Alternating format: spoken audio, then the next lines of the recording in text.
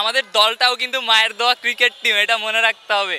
বারবার মন ভাঙে আমাদের ভাই আজকে আমার ইয়ার ফাইনাল পরীক্ষা ছিল, পরীক্ষার মধ্যেও আমরা খেলা দেখি। গুগল বলে হচ্ছে সাউথ আফ্রিকা 73% এবং বাংলাদেশ হচ্ছে 27%। আজকে আমি আশা রাখি বাংলাদেশ হিসেবে বাংলাদেশের টিম আমাদের টাইগাররা জিতবে, কিন্তু মায়ের দেওয়া ক্রিকেট টিম সবাই ট্রল আসার জায়গা তাও আছে, যদি আশা রাখি ভালো কিছু একটা করবে বাংলাদেশ টিম। মুস্তাফিজ এই মাঠে আগুন পুরা। আর রিশাদ তো হচ্ছে সুপারস্টার ধরা চলে, কারণ গত ম্যাচে যেই সুন্দর বোলিং করেছে। আজকে দেখেন আমরা হচ্ছে দর্শক হিসাবে ভীষণ আবেগী, তো যেহেতু প্রথম ম্যাচ জিতে গেছি এবং আমাদের দলটাও কিন্তু মায়ের দেওয়া ক্রিকেট টিম, এটা মনে রাখতে হবে।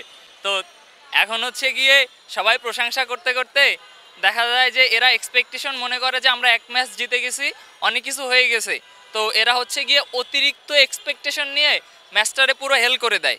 তো আজকে প্রত্যাশা থাকবে যে এরা নার্ভটা ধরে রাখবে, দেন হচ্ছে গিয়ে খুব ভালোভাবে ব্যাটিংটা, বিশেষ করে ওপেনিংয়ে বাংলাদেশে আজ পর্যন্ত যখন থেকে খেলা দেখা শুরু করছি কখনোই মনে হয় না এই ওপেনিং ব্যাটিং 5 ওভার পর্যন্ত টিকবে। মানে যখন দেখছি যে এই দুজন ওপেন করতে নামছে, তার মানে মনে হচ্ছে যে একজন বুঝে গেল, একজন গেলে মনে হচ্ছে আরেকজন যাবে, তারপর হচ্ছে 0-1-7-2 এরকম সব শুরু হয়। তো এটা হচ্ছে গিয়ে মানে প্রত্যাশা থাকবে যে আজকে ওপেনিংয়ে অন্তত 5 ওভার বা 10 ওভার খেলুক, তারপরে হচ্ছে ভালো একটা স্কোর হোক এবং আশা করি ইনশাল্লাহ ভালো কিছুই হবে। আজকে আমি আশা রাখি বাংলাদেশ হিসেবে বাংলাদেশের টিম আমাদের টাইগাররা জিতবে, কিন্তু মায়ের দেওয়া ক্রিকেট টিম সবাই ট্রল আসার জায়গা তাও আছে, যদি আশা রাখি ভালো কিছু একটা করবে বাংলাদেশ টিম। বারবার মন ভাঙে আমাদের ভাই আজকে আমার ইয়ার ফাইনাল পরীক্ষা ছিল, পরীক্ষার মধ্যেও আমরা খেলা দেখি, যাতে একটা আশা থাকে বাংলাদেশ জিতবে। এই এই জন্য যে আমরা যদি মানে খেলাটা না দেখে পড়াশোনা করতাম আমাদের রেজাল্টটা একটু ভালো হতে পারতো, কিন্তু আমরা খেলাও দেখতেছি পড়াশোনাও করতেছি, তারপর মানে পরীক্ষা বাজে মুড নিয়ে পরীক্ষা দিই আমরা। গুগল বলে হচ্ছে সাউথ আফ্রিকা 73% এবং বাংলাদেশ হচ্ছে 27% অ্যাকর্ডিং টু প্রিভিয়াস ম্যাচেস। তো আমি যদি বলি যে বাংলাদেশ জিতবে, তো আমি একজন দর্শক হিসেবে বলতেই পারি এবং আমার প্রত্যাশাও থাকবে যে বাংলাদেশ জিতবে। কিন্তু আমাদের এই যে ফিকচার এবং প্রিভিয়াস ম্যাচগুলোর যে রেজাল্ট, তার উপরে আমার মনে হয় না যে বাংলাদেশ জিতবে। তাছাড়া যে পারফরমেন্স, গত সহজ একটা ম্যাচকে কঠিন করে জিতলো, তো আমি আশা করব যে বাংলাদেশ জিতবে এবং বাংলাদেশ সুপার এইটিতে অবশ্যই যাবে এবং সেমিফাইনাল অবধি যাবে আমি আশা করি। নেদারল্যান্ডের সাথে কিন্তু ওদের কন্ডিশনটা খুবই ভালো ছিল না, প্রথমের দিকে হচ্ছে 12-13 রানের জন্য ওদের 4টা উইকেট পড়ে যায়।